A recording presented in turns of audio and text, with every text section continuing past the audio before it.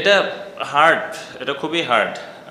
আমি যেটা প্রথমে বললাম যে আমি যদি বলি এখন যারা লেট মিডল অর্ডার বাংলাদেশ টিমে ব্যাটিং করছে, জাকের ব্যাটিং করে, আরও অনেকেই ব্যাটিং করছে, it's not easy, it's really tough. Specially টি-20 ক্রিকেটে আপনি গিয়েই প্রথম বলে 6 মারা 4 মারা, ইটস নট দ্যাট ইজি। এবং we are not like gigantic big hitters.